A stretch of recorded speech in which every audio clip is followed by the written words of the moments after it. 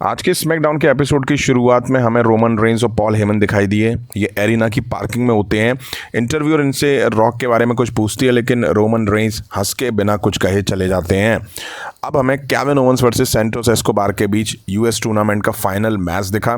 Match शुरू होता उससे पहले ही लोगन पॉल की एंट्री हुई और वो अनाउंस टेबल पर आके बैठ जाते हैं। अब बेल बजी, तभी एलडब्ल्यूओ के मेंबर्स ने आके सैंटोस के मेंबर्स कार्ली और गार्जा पर अटैक करके उनको दौड़ा दिया।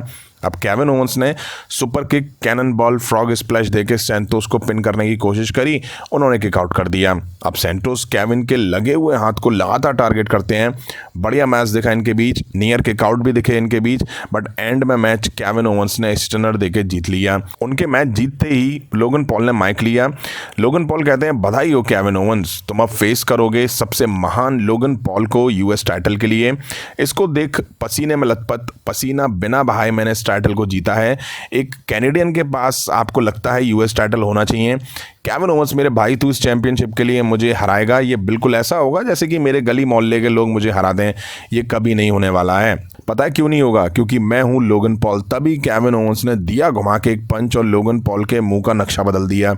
अब बैक से लोगन पॉल पिट के जा ही रहे होते हैं, तभी वहाँ इंटरव्यूअर आती है और वो आके केविन ओवेंस को लेकर के सवाल पूछती है। तभी वहाँ ऑस्टिन थ्योरी और ग्रेसन वॉलर आ जाते हैं। वो आके लोगन पॉल का हालचाल लेते हैं। तभी वहाँ कैमरन ग्रिम्स हंसते हुए आ जाते हैं, जिसको ग्रेसन वॉलर अटैक करके भगा देते हैं। अब हमें ऑल माइटी बॉबी लैशली दिखाई दी है, उनके साथ स्ट्रीट प्रॉफिट्स भी थे। वो आके बोलते हैं, स्वागत है, मैं आपके साथ पर्सनल होने वाला हूँ। 2023 मेरे WWE करियर का काफ़ी मुश्किल साल रहा। ऐसा नहीं है मैंने काम करा, बट उसके नतीजे अच्छे नहीं रहे। 2023 में मेरा रिश्ता इनके साथ बना, यानी कि स्ट्रीट प्रॉफिट्स के साथ बना। मेरा एक रेजोल्यूशन है, हम लड़ेंगे, हमारे हक में जो लिखा है वो हम छीन के लेंगे। अब फॉर्ड बोलते हैं कि बॉबी लैशली की बात सुनो, बॉबी लैशली और हम अभी ट्रेन में जंप करने वाले हैं। बॉबी लैशली, उनको पता है हम एक ट्रेन में जंप करने वाले हैं, जहां जाने वाले हैं वहां बहुत खूबसूरती है। अब डॉकिंस कहते हैं, हम फ़ायदा उठाएंगे, जो भी गोल्ड आएगा हम लेंगे। टैग टीम टाइटल हमारे पास आने वाले हैं, जजमेंट डे, बच के रहना हमसे। अब बॉबी लैशली कहते हैं, मेरा एक टारगेट है 2024 में सीधे ऑल माइटी बनना है, और मैं आज डिक्लेयर कर रहा हूं कि मैं 2024 की रॉयल रंबल मैच के लिए तैयार हूं। तभी यहाँ कैरिन क्रॉस की एंट्री होती है, उनके साथ ऑथर ऑफ पेन के पॉल एल्विस भी थे। तभी बॉबी लैशली स्ट्रीट प्रॉफिट्स पे ऑथर ऑफ पेन ने पीछे से आके अटैक कर दिया। ऑथर ऑफ पेन ने आके स्ट्रीट प्रॉफिट्स को बुरी तरह पेल दिया। कैरिन क्रॉस और ऑथर ऑफ पेन हील की तरह यहाँ दिखाई दिए हैं। सही है, वैसे भी स्ट्रीट प्रॉफिट्स किसी एंगल से हील लगते ही नहीं थे, ना अपने ड्रेसिंग सेंस से, ना अपने प्रोमोज वगैरह से। अब हमें मिशीन वर्सेस इयो स्काई के बीच मैच दिखा। मिशीन के साथ गैलोज एंडरसन भी थे, जो कि स्टेज पे छोड़ के चले गए। चलो इस बहाने WWE ने दोनों को दिखाया तो सही। ठीक ठाक मैच दिखा इनके बीच। मिशीन कहीं फीकी फीकी सी लग रही थी, एनर्जी की कमी उनमें दिखाई दी। इयो स्काई ने काफ़ी इंप्रेस करा और मैच भी जीत लिया और टाइटल यहाँ रिटेन कर लिया। अब हमें पॉल हेमन दिखाई दिए। वो आके बोलते हैं, रॉक रोमन रेंस का नाम लेता है क्योंकि वो हेड ऑफ द टेबल पर बैठना चाहता है। हेड ऑफ द टेबल पर बैठने के लिए इनविटेशन मिलना चाहिए, जो कि नहीं मिला है, और रॉक को कोई इनविटेशन हमारी साइड से नहीं मिला है। रॉक आम आदमी है, वो शॉर्टकट ढूंढता है। वायरल होने के तरीके हैं, रोमन रेंस का नाम लो। जॉन सीना ने भी वही करा, कॉडी रूड्स ने भी वही करा। कॉडी रूड्स को ख़त्म करा रोमन रेंस ने, फिर भी वो कहानी ख़त्म करने की बात कर रहा है। सीएम पंक 10 साल बाद वापस आए हैं, वेलकम करना है सीएम पंक का। वो कहते हैं, ओजी पॉल हेमन गाय, बट मैं बहुत आगे निकल चुका हूं, मैं अपग्रेड हो चुका हूं। जो भी रेसलमेनिया में रोमन रेंस के सामने आना चाहेगा उसे तोड़ दिया जाएगा। रोमन रेंस उसे हरा देगा। कोई नहीं है पूरी दुनिया में जो रोमन रेंस को हरा सके। अब हमें अदनंगे प्रीति तितलिया वर्सेस बुच टाइलर बेट के बीच टैग टीम मैच देखा, जहां जीत बुच टाइलर बेट की हुई। अब टाइम था मेन इवेंट मैच का, जहां हमें रैंडी ऑर्टन वर्सेस एजे स्टाइल वर्सेस एले नाइट के बीच नंबर 1 कंटेंडर मैच देखा। बेल बजी और तीनों आपस में भिड़ गए।